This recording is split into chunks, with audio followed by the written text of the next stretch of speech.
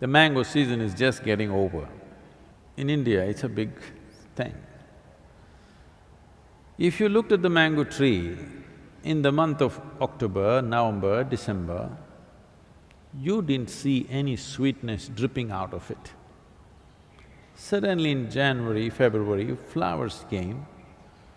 They were not as attractive as jasmine or rose flowers or something, some tiny little flowers came. Suppose you do not know this is a mango tree and you tasted it, you take a leaf and bite it, it was quite bitter. But suddenly in the month of April, May, huge drops of sweetness hanging there in the tree. So, if you did not have prior knowledge that this is a mango tree, did you think this tree is actually manufacturing this sweetness? But you think suddenly in April sweetness came? It has been slowly manufacturing this sweetness and it put it out at a certain season, but it's been on right through the year, isn't it?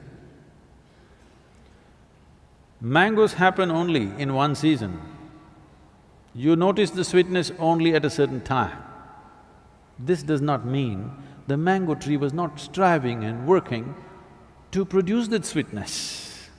You cut any part of the mango tree and taste it, you will not find a slightest tinge of sweetness, believe me. But when the mango comes, how much sweetness? Where is it coming from? It's been working on it, you couldn't see it. Similarly, is it a process? For sure it's a process. But can everybody see the process, identify the process? No. When somebody is evolving on the spiritual path, others thought he's a nutcase. Somebody thought he's vagrant, somebody thought he's a vagabond, somebody thought he's something else. But when the sweetness came, everybody who tasted realized that this is a fantastic thing. So, nothing in the universe happens bang, bang, bang. Everything is a process. Can you identify the process? Can you recognize the process, is the question. Generally, anybody who carries, generally among human beings, when they're children, any child which carries a certain level of genius within him, which is irrepressible. Everybody has genius within them, but they're repressible. Systems in the society, their own fears, their own anxieties, their own need for security represses their genius. Every human being has some kind of genius, but over 90% of the human beings never find expression to it because they give in to other things. Other things become more important.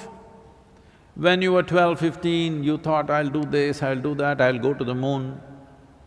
But you saw the neighborhood girl and started calling her the moon. Moon disappeared. So, like this, in everybody, the possibility is wide open. The thing is, can you sustain the process and allow it to become that possibility? Between possibility and reality, there is a distance. Most people neither have the courage nor the conviction to walk the distance. Largely, spiritual process is a kind of an entertainment. Go to discourse after discourse, discourse after discourse, read more and more books and debate how your Atman, Paramatman, your soul is floating here, there, and about heaven and hell and everything, but do nothing about this. It's largely like entertainment. So, there is a process for sure. The process can be approached consciously or it may be an unconscious process, but you're doing the right things. This is the beauty of this universe. Whether you know or you do not know, knowingly or unknowingly, with discipline or with indiscipline, with love or with hate, if you do the right things will happen to you. That is the beauty of this universe.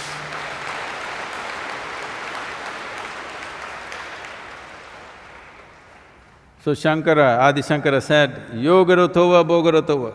Somehow, either through yoga or boga, somehow do it. Somehow find the truth of your inner nature, because what we are considering as truth is simply this. Whatever works on all levels of life must be the truth, isn't it? Whatever really works on all levels of life must be the truth.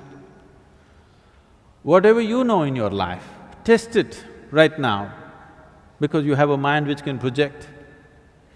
Right now, you are striving for a certain level of income or a certain kind of house or a car or something else or something else.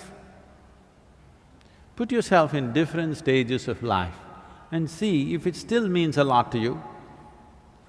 See, suppose not tomorrow, let's say 100 years later, you're on your deathbed.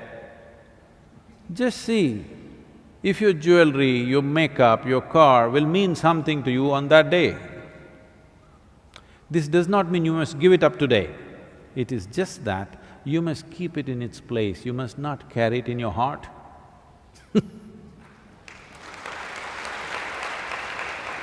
There is a difference between using something and being used by something. Most people do not know how to use the things that they buy. The things that they buy are using them up. They're enslaving the human being. Whatever things you want to use, you can use, that's not an issue. But the problem is, you let those things use you. This is not okay. So if you just take care that you are not used by anything, you understand the limited role that everything has in your life, the limited role of your education, the limited role of your career, the limited role of your marriage, the limited role of your relationships, the limited role of your wealth, the limited role of everything that you're doing. If you understand where one thing begins and where it ends, then you don't have to do anything. Spiritual process is on.